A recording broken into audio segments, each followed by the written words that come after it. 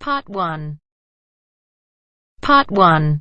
You will hear part of a telephone conversation between a job seeker and a recruitment agent.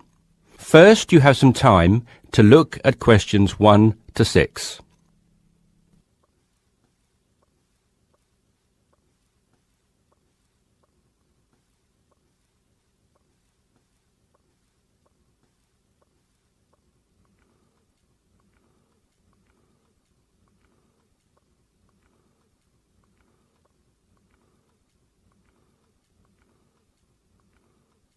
You should answer the questions as you listen because you will not hear the recording a second time. Listen carefully and answer questions 1 to 6. Yes, so that's Janet Thompson. Would you like me to spell it? If you wouldn't mind, thank you. Just the surname, please. No problem. It's Thompson. Great. Now, Janet, before we go through the openings I have here in front of me, might I just take a few more details to complete your profile on my system? Of course. What would you like to know? Well, let's start with your email address, please. OK, janthompson@hort.net. I see. Is that Jan as in Jan? No, that wasn't available. I had to make do with Jann. Here, let me spell it for you again, just to be sure. JANNTHOMPSON@hort.net. Much obliged. And could I ask, do you have your referee details to hand? Yes, what do you need? I need one work reference and one character reference from a friend or colleague. OK, for a work reference, there's Jane Foote. She's my former boss at Bermuda Girls' School, head of English. OK. My personal referee is Monica Carbody. Mon and I have been best friends since we met in Bermuda in 1991, when she was deputy head of English under Mrs. Foote. Perfect. And you mentioned, of course, that you're an English teacher, but are there any additional subjects you're qualified to teach? Yes, I have a diploma in special needs, and I can also do history to GCSE level. Very good.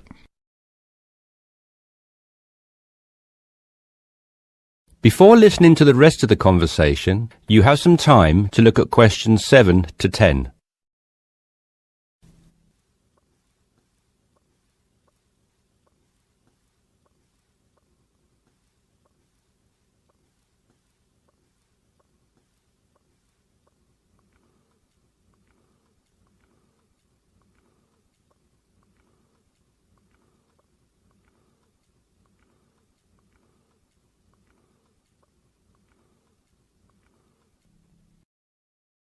Now listen and answer questions 7 to 10.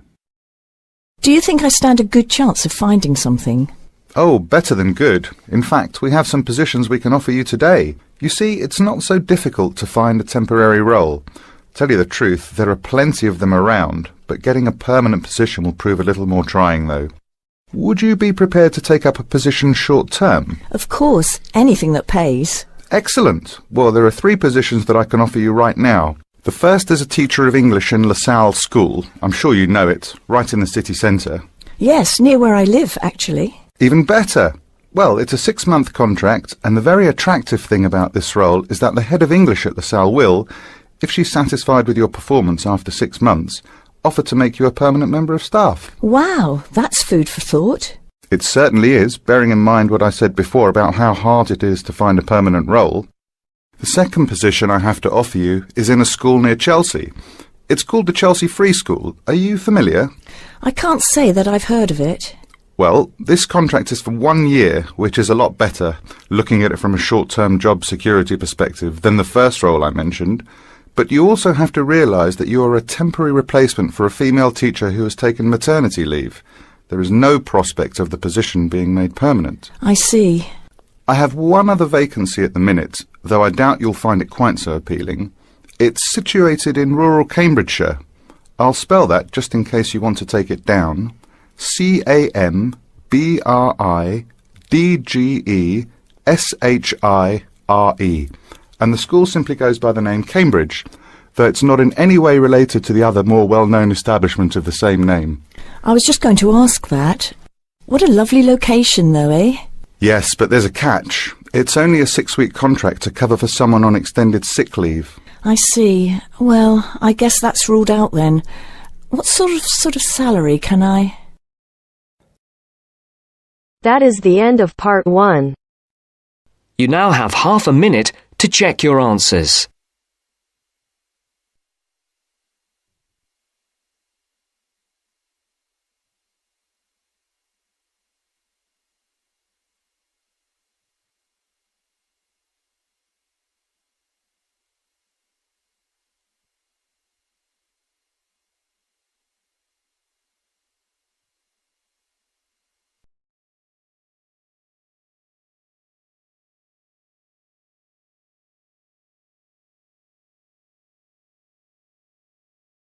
Now turns to part 2. Part 2. First, you have some time to look at questions 11 to 15.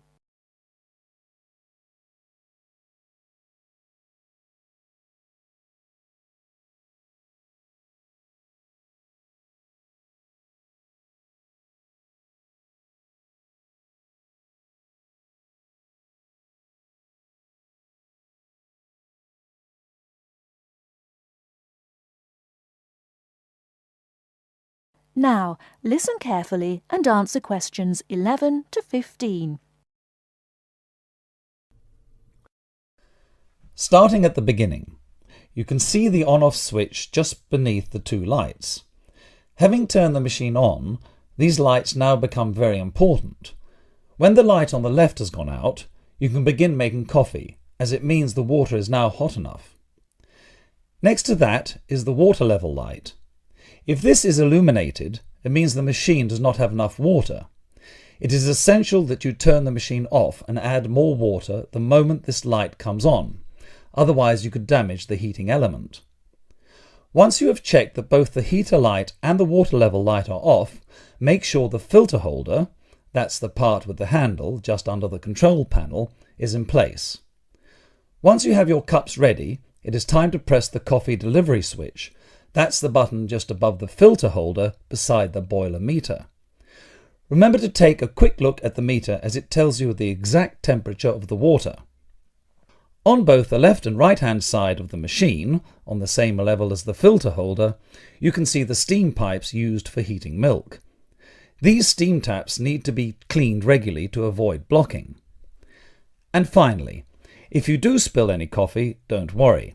Just make sure that the drainage pipe at the bottom of the machine is leading into a sink or a suitable waste container. As with the steam taps, the drainage pipe needs regular cleaning.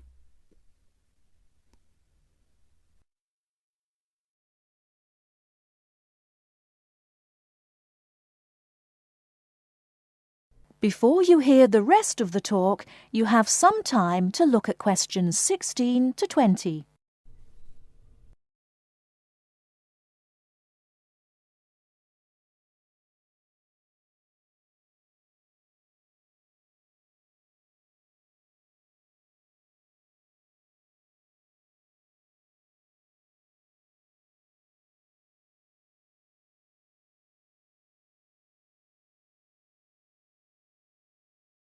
Now listen and answer questions 16 to 20. First and most importantly, I'll tell you where you should go from tomorrow for your lectures and classes. The Health Sciences building is on the west side of the campus, opposite the library, beside the History department. As you are probably aware, there are 6 modules to the course, which will take a year to complete. That's 2 modules each term. In the first module of this term, you will be looking at current laws with regard to health and safety in the workplace. Don't forget that as you progress through the course, you should be building your thesis. This will need to be completed by the end of the year. Coursework will also be credited to your final grade, but the most important part of the course is the thesis. Now, the final thing I want to tell you, and again you should know this, is that there will be a number of guest speakers throughout your course. They will come from a number of different medical backgrounds, but they will all be giving you their views on the relevance of health sciences in their occupations.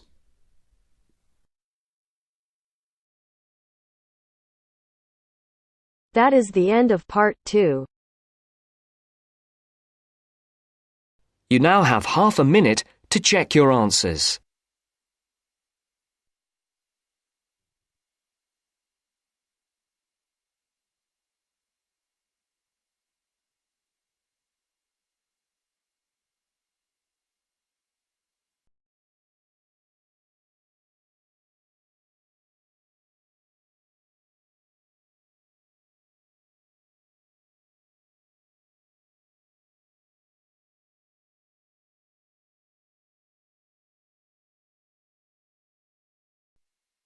Now turns to Part 3. Part 3. You will hear two business studies students, Evelyn and Mark, preparing for a seminar presentation. Before you hear the conversation, you have some time to look at questions 21 to 25.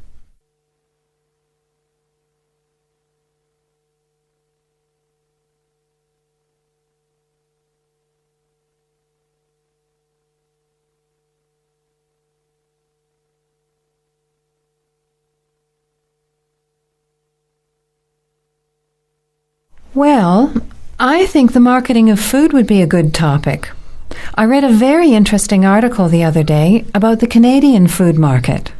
I suppose everybody's interested in food, even if it's trying not to eat. Why Canada?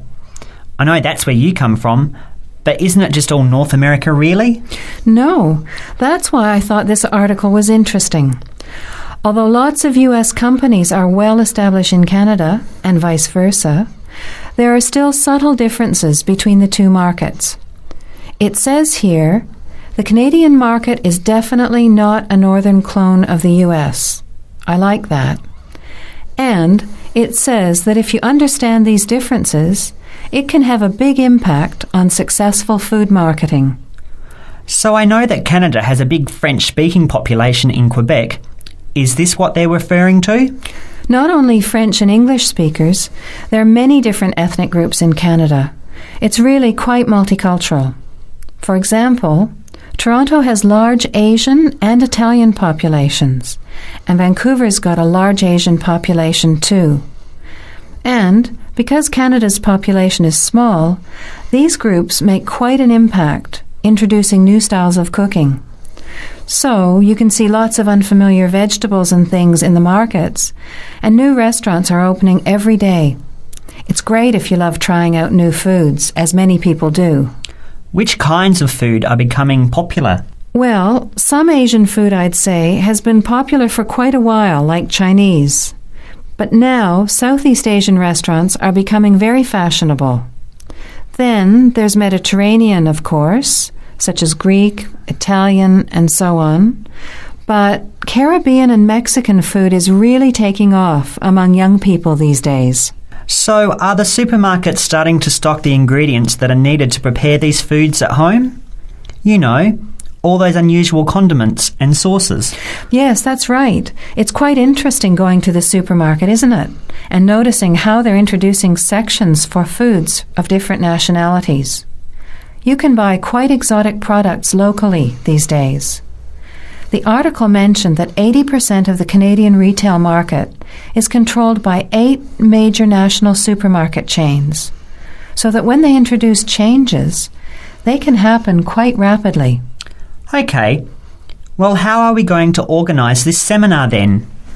I made some notes on the trends in the Canadian market, about changing tastes, and also patterns for where food is consumed. I thought maybe we could summarize it into a chart or table, and maybe use the overhead projector to present it. Good idea. Maybe I could have a look for similar trends and tastes in Australia and the UK for comparison. Let's have a look at what you found. Before the conversation continues, you have some time to look at questions 26 to 30.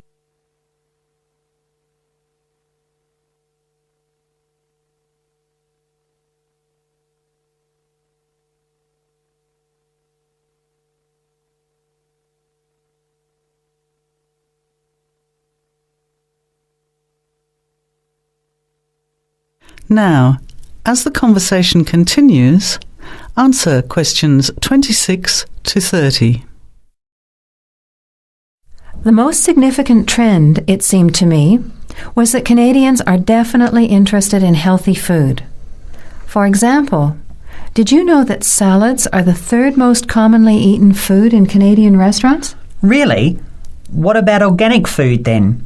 Is that becoming more popular? Yes, it's definitely moving into the mainstream compared to a few years ago. And a recent survey showed that 4 out of 5 shoppers said that they check the fat and nutritional information on the packet when they're deciding what to buy. What other trends did you find out? There's one change I noticed straight away when I was home last year in the meat department. You know, here the meat packaging says rump steak or four-quarter chops and so on. Well, they discovered that most consumers these days didn't know what to do with these roasts and rounds and ribs. So the government approved a new naming system for cuts of meat, which is related to the required cooking technique. What a good idea.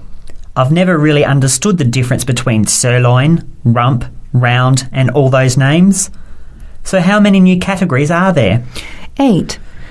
There are 3 kinds of steak, for grilling, for marinating and for simmering. And then there's what they call quick-serve beef, for stir-fries, I suppose. And premium oven roast, pot roast and stewing beef. It's a great idea, isn't it? I hope it catches on here. I agree. Any other trends that you thought were significant? Well, what's really interesting is what the article called mobile meals.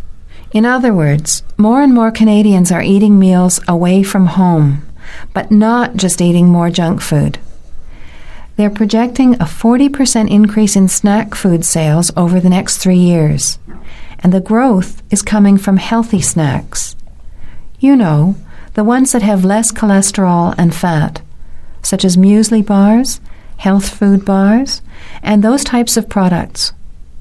Apparently, in the food marketing jargon, they're called nutritious portable foods, which means healthy snacks. The other major trend is that young people are doing more of the food shopping these days, so marketing has to be aimed more at them, as well as more conventionally at the mother. Thanks, Evelyn. I think we'll have an interesting discussion about these trends and the comparisons with other English-speaking countries. I'll see if I can get some information about them to compare with yours, and meet you on Friday to put it together. See you then. Bye. That is the end of part 3. You now have half a minute to check your answers.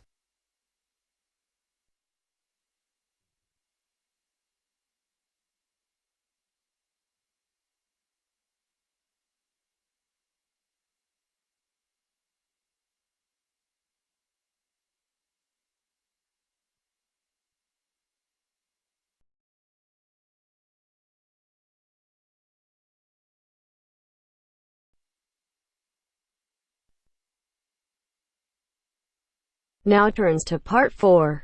Part 4. You will hear a talk on seasonal affective disorder. First, you have some time to look at questions 31 to 40.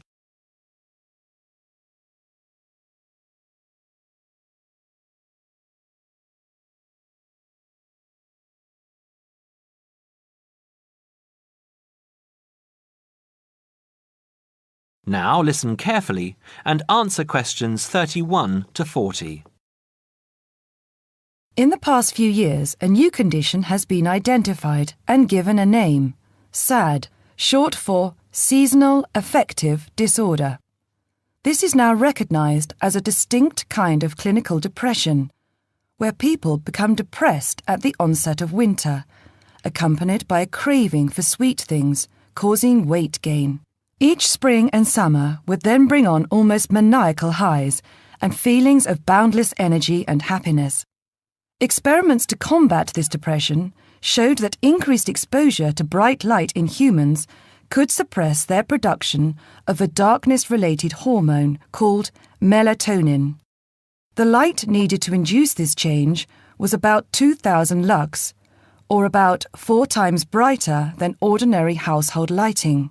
It was then calculated that if bright light could suppress melatonin secretion, then it might have other effects on the brain, including the reversal of symptoms of depression. While melatonin's precise role in SAD has not been pinned down, the theory led to effective treatment. Not surprisingly, SAD affects more people where winter nights are longer and days shorter. In the UK, an estimated 500,000 adults develop full-blown SAD in winter, and twice this number suffer the milder condition called subsyndromal SAD. About 80% of sufferers improve when given light therapy, and improvement usually comes within 2 to 4 days. Scientists are still unsure why winter depression happens, but more than a decade of research has turned up some surprising findings. Nearly 80% of SAD victims are women. Researchers are uncertain why this is so. SAD can affect people at any age, but typically it begins around the age of 20 and becomes less common between 40 and 50. SAD is comparatively rare in children and adolescents, but so far researchers have been unable to come up with a logical reason for this.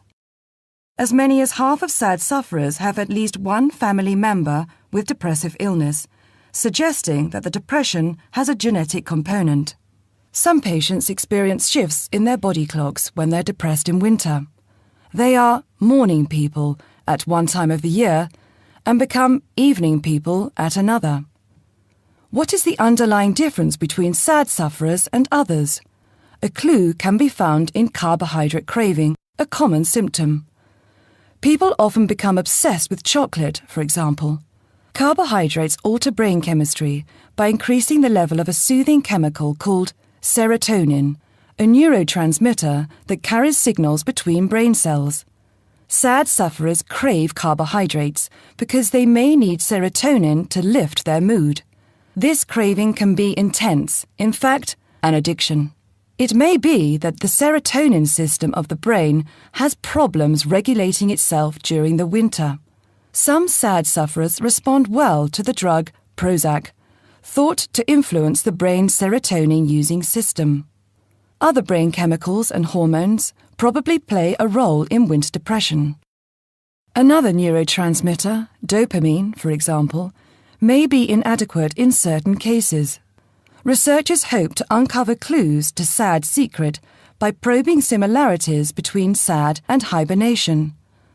Though no valid link between the two has been established, some SAD patients say they feel like hibernating animals. SAD sufferers tend to put on fat in autumn and early winter, roughly the time when such hibernators as bears and squirrels do. That is the end of part 4. You now have half a minute to check your answers.